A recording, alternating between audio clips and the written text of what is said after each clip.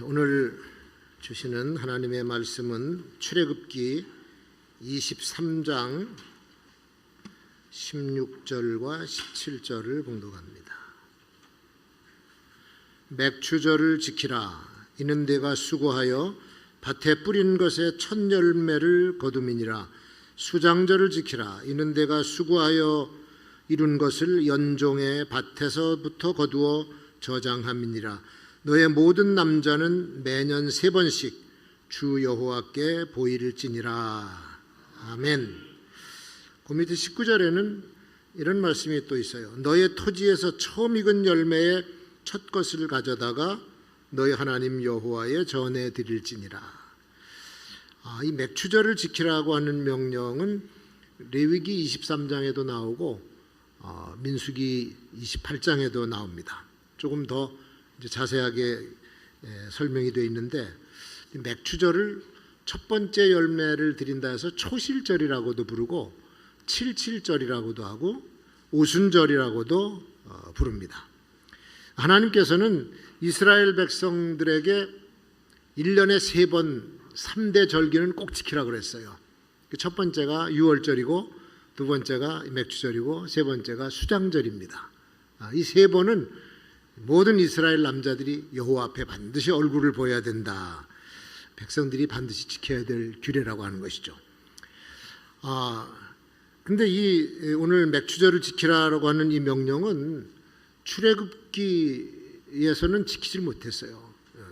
애굽을 탈출해서 광야 생활 40년 동안 하는데 농사를 못 짓잖아요. 그러니까 이 맥추절을 못 지키는데, 이건 언제 지키라고 그러냐면 가나안 땅, 젖과 꿀이 흐르는 가나안 땅으로 백성들을 인도해서 거기서부터 이제 농사 지을 때 드리라고 하는 그런 명령입니다. 그러니까 바꿔 말하면 하나님께서는 이스라엘 백성을 틀림없이 비옥한 땅인 가나안으로 인도해 주시겠다라고 하는 약속이죠. 나는 약속을 지킬 테니 너희는 이 맥추절과 수장절을 꼭 지켜라. 레위기 23장에 보니까 3가지를 얘기하고 있어요. 첫 번째가 뭐냐면 첫 번 수확한 곡식에 한 단을 묶어서 여호와 앞에 드리는 거예요.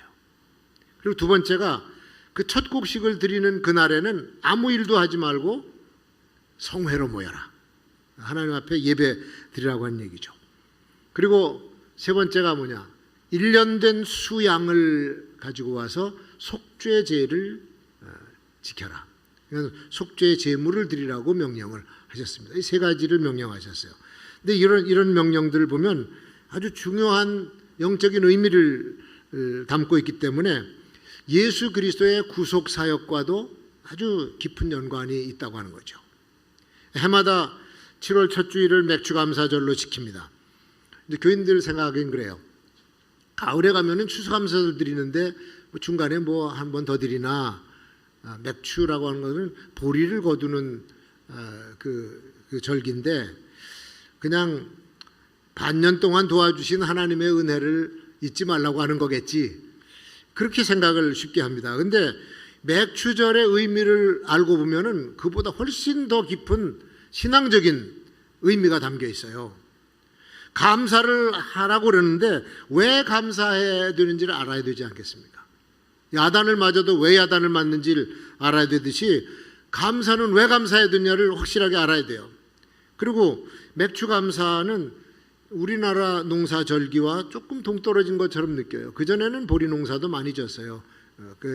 설이 내릴 때 보리 밟기도 하고 이제 그래서 했는데, 요즘에는 보리 농사 짓는 사람 별 많지 않습니다. 밀 농사도 잘 안 져요. 그리고 만약에 이 성경을 열대 지방에 사는 사람들이 읽었다고 그럽시다. 그러면 아니 보리가 뭐고 밀이 뭐냐, 거기는 쌀은 산모작을 하지만 밀보리는 농사를 안 짓거든요. 그러니까 이게 의미를 모르는 겁니다. 밀을 재배하는 팔레스틴이나 우크라이나 같은 이런 지역은 밀 파종하고 수확하는 기간이 비슷해요. 성경에 기록된 것과. 근데 우리나라에서는 이제 벌써 그런 농사는 다 사라지고 없어요. 그래서 밀의 첫 이삭을 묶어서 제사장에게 가지고 가라라고 하는 이 명령은 문자 그대로 지킬 수가 없는 것입니다. 맥추절을 지키라고 하는 명령 가운데 담겨 있는 하나님의 백성들이 지켜야 될 신앙 자세를 가르쳐 주는 거죠.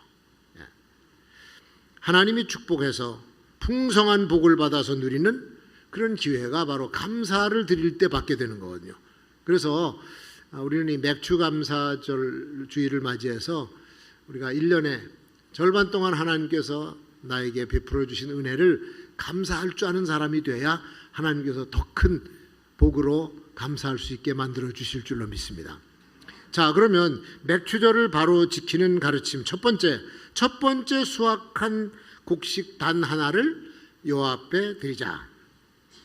올해 농사한 수확물 중에서 가장 좋은 것으로 준비를 할 겁니다. 이건 여호와께 드릴 거니까 제사장에게 가져갈 거니까 잘 좀 준비해야지. 농부들은 아마 그렇게 생각할 거예요. 자, 씨를 뿌린 사람도 자기네가 뿌렸어.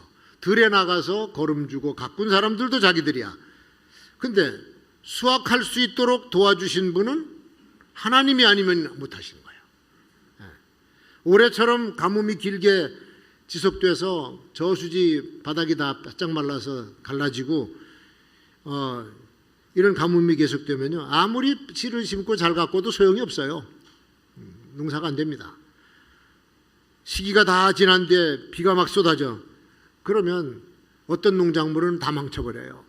그러니까 적당한 때 적당한 양의 비가 내리고 기온도 적당하게 맞춰 주어야 이게 풍작을 거둘 수 있는 것이지, 그거는 인간이 못하는 거거든. 그건 농사뿐만이 아닙니다. 우리가 살아가는 모든 삶 속에 생산하고 경영하고 경제생활하는 모든 일들, 기회를 얻어서 일이 순조롭게 풀린다든지 투자와 소득이 맞아떨어진다든지 이런 것들은 사람이 인력으로 못해요. 어떤 연예인이 50평짜리 아파트를 하나 구입을 했어요. 재산 좀 늘려보려고. 50평짜리. 처음에 15억을 주고 샀는데 1년도 지나지 않아서 4억이 떨어져. 또 조금 지나니까 또 1억 5천이 떨어져. 그러니까 야, 이러다가는 이거 다 날아가겠다 해가지고 부동산에 가서 사정을 해가지고 싸게 팔았네. 팔고 나니까 작년에 이 아파트가 19억으로 올라가. 어긋난 길로만 간 거예요. 계속 돈을 잃는 길로만 갔어. 막대한 손해를 본 거죠. 근데 어떻게 이런 상황을 사람이 다 알고 거기서 대처하겠냐고요. 물론 통계를 분석하고 전망을 보면서 투자하는 사람도 없지는 않습니다만은 조건과 상황이 갑자기 돌변해버리면 사람으로서는 감당이 안 됩니다. 코인하는 젊은이들이 처음에는 적게 그저 100만 원, 200만 원 이렇게 했어. 하다 보니까 돈이 생기네. 돈이 늘어가는 거예요. 이거 다른 데보다 괜찮다. 그래서 몇 번 하다 보니까 따박따박 잘 되는 거예요. 그래서 이제 돈을 빌려다가 좀 액수를 크게 해서 갖다 집어넣은 거예요. 근데 큰 돈을 투자했는데 다 날라가 버렸어요. 다 날라가 버렸어요. 빚 얻어다가 갖다가 집어넣는데 그거 상환될 수 있는, 충분히 이런 식으로 들어오면 다 상환하고 남을 것 같아서 했는데 날아가 버린 거예요. 빚독촉은 매일 들어오지, 갚을 길은 막막하지, 도저히 자기 힘으로 부채 상환할 가망이 없는 지경에 이르니까 이번에 조양가족처럼 30대 중반의 젊은 부부가 극단적인 선택을 하고 그 10살짜리 딸까지 같이 물속에 들어가 빠져 죽었잖아요. 앞날이 창창한 젊은 부부가 왜 이런 참담한 결정을 했고, 그리고 10살이면 무한한 가능성을 가지고 있는 이 딸을 왜 같이 죽입니까? 그러니까 욕을 먹는 거예요. 죽을라면 쥐들만 죽지 왜 애까지 죽였냐고. 사람의 일이라고 하는 것이 내가 생각하고 계획한 대로 되는 것이 없어요. 의욕만 가지고 안 되고 기대감만 가지고 안 돼요. 하나님의 도우심이 있어야만 내 인생의 전망이 밝아지고 기대하지 않았던 축복이 임하는 줄로 믿습니다. 옛날에 강남 개발 전에 보면은 거기 똥나무 심고 누에 기르던 곳 아닙니까? 시골도 그런 시골이 없죠. 거기 누가 사람이 와서 살리라고 생각을 했었겠어. 그러니까 그 땅 주인이 이 땅이 별로 안 좋으니까 사정이 급하니까 억지로 이제 자기 아는 친구한테 가서 야 이거 좀 사라. 내가 시세보다 싸게 해줄 테니까 사라. 억지로 떠밀려서 샀어. 그런데 나중에 보니까 이게 교통의 요지가 돼. 떼돈을 본 사람도 있습니다, 여러분. 이런 걸 가리켜서 우리는 기대하지 않았던 뜻밖의 축복이라는 거예요. 한번 따라합시다. 기대하지 않은 복이 온다. 사업하는 사람도요, 우연치 않게 그 사업에 요긴한 사람을 만나서 굉장한 성공을 이루는 경우도 있고, 인생사가 그렇지 않습니까? 어떤 학교에 들어가서 무엇을 배우느냐, 배우는 것도 중요해요. 이제 사양으로 가는 과목을 배우면 안 되잖아요. 떠오르는 과목을 배워야지. 거기서 누굴 만나느냐, 또 직종은 어떤 직종을 선택해서 일을 시작하느냐, 상당히 중요한 거 아닙니까? 정치인들, 재계의 사람들, 학계, 군인들, 체육, 연예계, 법조계, 심지어는 종교계 사람들 모두가 다 하나님의 인도함을 받아서 만날 사람 제대로 만나야 되고, 그 시대에 해야 될 일을 바로 해야 그게 유익이 있고 소득이 있는 거죠. 그런 상황을 다 아시고 정확하게 인도해 주시는 분이 살아계신 우리 하나님이신 줄로 믿습니다.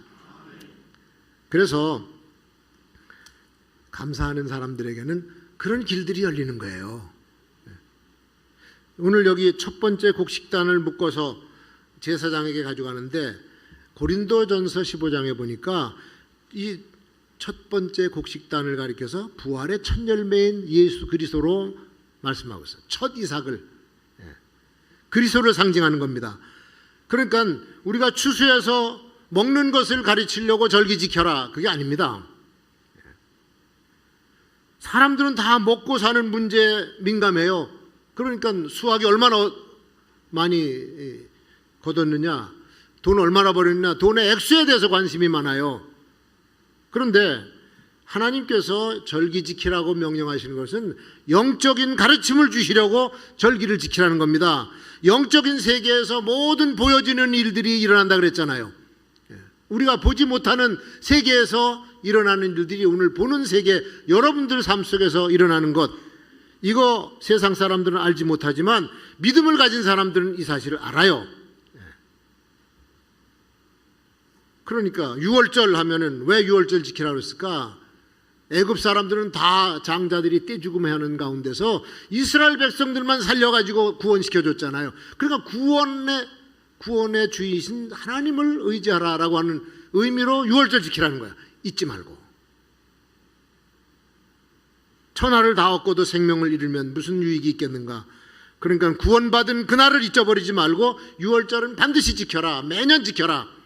초실절, 맥추절은 부활의 첫 열매인 예수 그리스도를 생각하면서 그분에게 붙어있는 우리 그리스도인들이 부활의 열매가 된다고 하는 사실을 가르쳐주기 위해서 지키라고 하는 거죠. 첫 열매.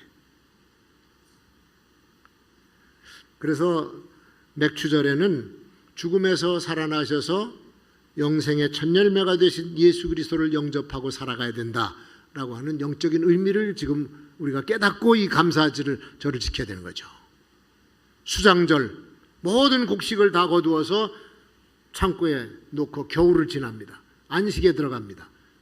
우리 영혼이 구원받아서 천국에 가서 안식을 누리는 것을 미리 소망을 가지고 드리는 절기가 수장절이에요. 그러니까 이런 신앙적인 의미에서 오늘 맥추 감사절을 지켜야 되는 거죠. 두 번째 명령이 뭐냐? 아무 일도 하지 말고 성회로 모여라.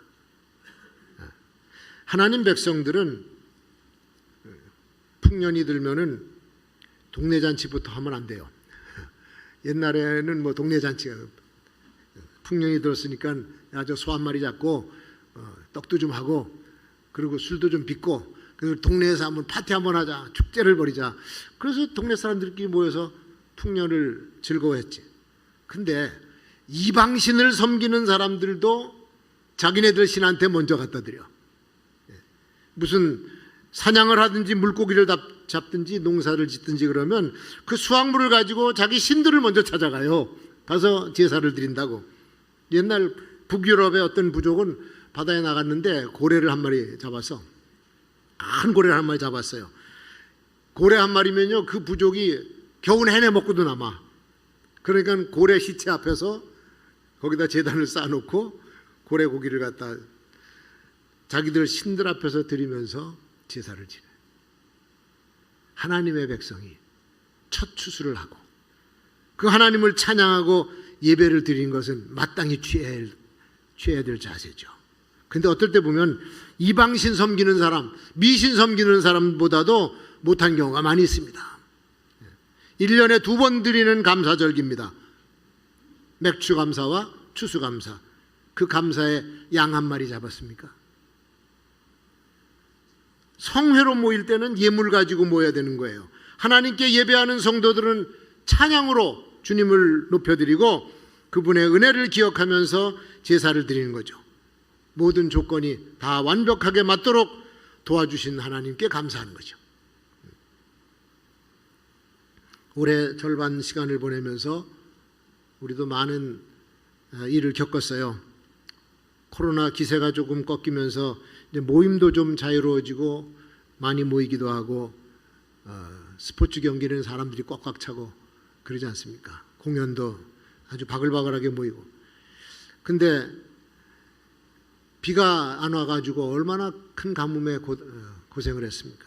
아주 농민들은 속이 바삭바삭 타들어갈 정도로 가뭄에 고생을 했어요. 그러더니 또 바람이 얼마나 또 세게 며칠 불어대니까 농작물이 다 꺾이고 막 과일이 떨어지고 그래요. 근데 또 비가 또 계속 오는데 이게 한꺼번에 다 갖다 쏟아부어가지고 어떤 작물은 피해를 봐요. 자, 그런데 보세요. 그럼에도 불구하고 우리는 먹을 걸 계속 먹고 있어. 하나님의 복을 받은 줄로 믿습니다. 그러니까 지금 우리가 누리고 있는 축복, 첫 수확을 얻은 이스라엘 백성처럼 하나님께서 허락하신 크신 은혜다라고 하는 것을 잊지 말고 주님 앞에 감사드리는 하나님의 자녀들이 되어야죠. 성회로 모여서 하는 게 뭡니까? 하나님께 제물 드리고 제사장으로부터 하나님의 말씀을 듣는 거예요. 말씀을 듣고 순종하기를 결단하는 겁니다. 왜? 그분이 우리 아버지이기 때문에. 여러분, 예배로 모여서 성회로 모인다고 하는 것은 하나님과 우리가 한 가족이 됐다고 하는 것을 상징하는 거예요. 이렇게 모여서 예배 드리는 것은 우리가 부를 때 하나님 아버지라고 부르잖아요. 그러면 우리는 하나님의 가족이 되고 우리는 형제 자매가 된 줄로 믿습니다. 그거를 확인하는 게 성회로 모이는 거예요. 성회로. 우리는 마귀의 종들이 아니라 전능하신 하나님 아버지를 모신 하늘 가족이다. 그래서 하나님의 자녀들은 아버지의 말씀을 잘 듣고 순종하는 자세로 임하는 거예요. 그래서 여호와여 말씀하옵소서 주의 종이 듣겠나이다. 순종하겠다는 뜻이죠.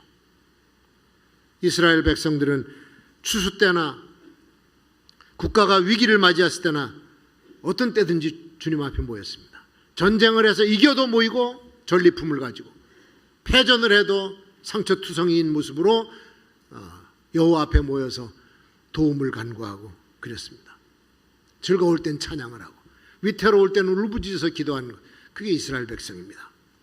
여호와의 임재하심을 항상 느끼면서 하나님과의 관계를 끊지 않고 그분과 늘 가까이 하면서 살아갔었다. 그러니까 지도자나 백성이 선지자들을 통해서 하나님의 책망을 받으면 함께 모여서 민족적인 회개운동까지 했습니다. 하나님의 도움을 받아서 문제가 잘 해결되면 감사의 축제를 했던 것이고. 여러분, 우리나라 보세요. 우리나라도 보면 근대사를 돌아보면 정말 위기를 많이 당했습니다. 나라가 없어질 뻔한 적도 있었어요. 우리나라 없어질 뻔했습니다. 그게 한두 번이 아니에요. 근데 거기서 하나님이 우리를 도와주셔서 오늘 우리나라가 있게 했고 우리 민족이 있게 한 거예요. 가난하고 핍절하고 전후에 얼마나 먹을 게 없었습니까? 그 굶주린 배를 움켜잡고 밤새 기도하고 금식하며 먹을 것이 없으니까 뭐 금식도 했지. 골방에서도 기도하고 산속에 가서도 기도하고 그 기도를 하나님이 들어주셔서 오늘의 번영을 이루게 된 줄로 믿습니다.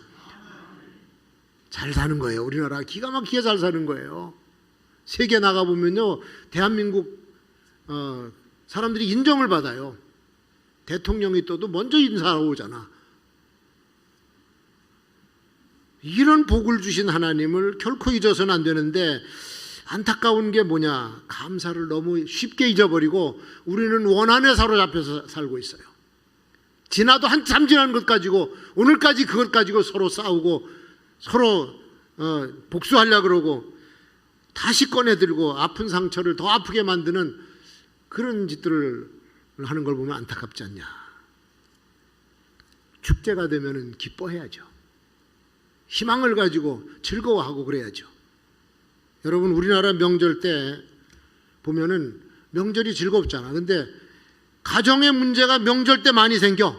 명절 때 형제들끼리 그때 싸우고, 부부도 그때 싸우고, 부모 자식도 그때 싸워. 1년 동안 서운했던 일을 내내 1년 동안 마음에 품었다가 명절날 와가지고 음식 맛있게 만들어 먹고 술 한잔 먹은 다음에 정신이 이상해지면 그때부터 이제 옛날 말이나 형님 그런 거 아니에요. 그러고 따지고 들어. 아버지, 내가 어디가 모자라서 내 동생하고 차별을 합니까? 그 대들어. 이 분위기가 말이죠, 집안의 분위기가 감사와 축제의 분위기가 아니야. 원망과 불평의 분위기요. 싸움터로 변해요. 감사를 모르는 가정에서 일어나는 아주 전형적인 모습입니다.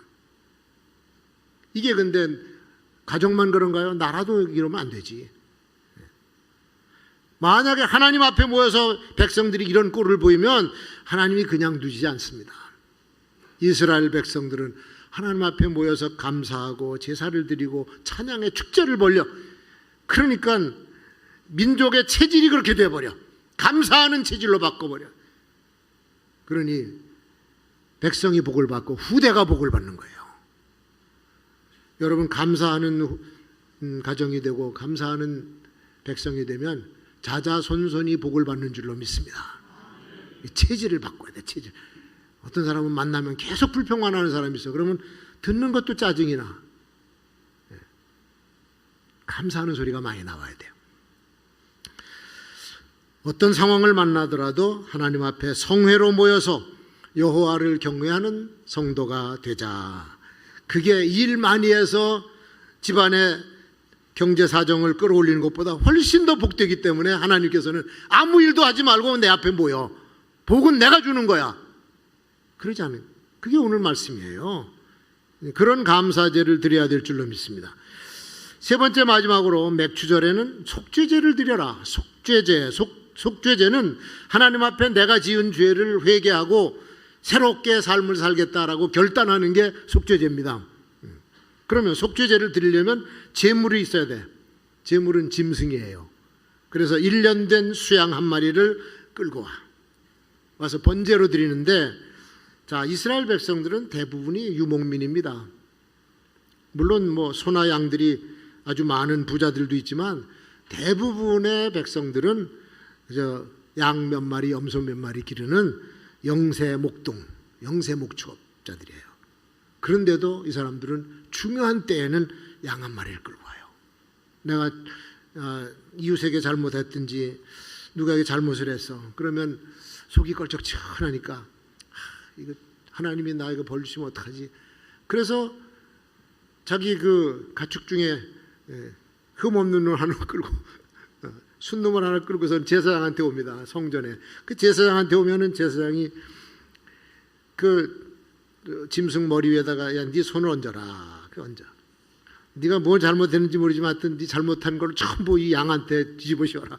그래서 내가 뭐 말을 잘못하고 욕을 하고 뭐 거짓말도 하고 어쩌고 전부 다 이놈의 양이 그 사람의 죄를 뒤집어 쓰는 거예요. 그 죄의 전가라 그래요. 그렇게 딱 씌워놓은 다음에 그 다음에 제사장이 다 했어? 그러면 예. 끌고 가서 목으로 칼로 찔러서 피를 흘리죠. 그거를 그 죄인이 그걸 보는 거야. 저놈이 나 대신 죽는구나. 그리고 이제 가죽을 벗기고 목을 자르고 팔다리 다 잘라서 각을 떠요. 각을 떠서 제단 부리에다가 타는 데다 올려놓으면 이게 불타면서 고기가 새까맣게 돼서 재가 남아. 그게 번제예요. 번제. 속죄제를 그렇게 드리라는 거야.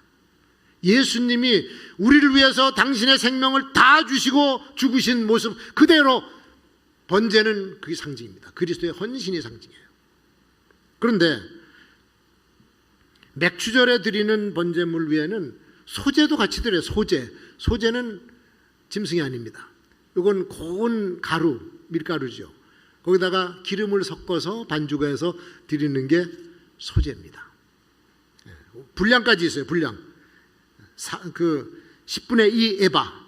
그 에바는 이제 우리나라로 뭐 한돼 한말 그렇게 히브리 사람들이 쓰는 도량형인데 23리터쯤 돼요. 한 에바가.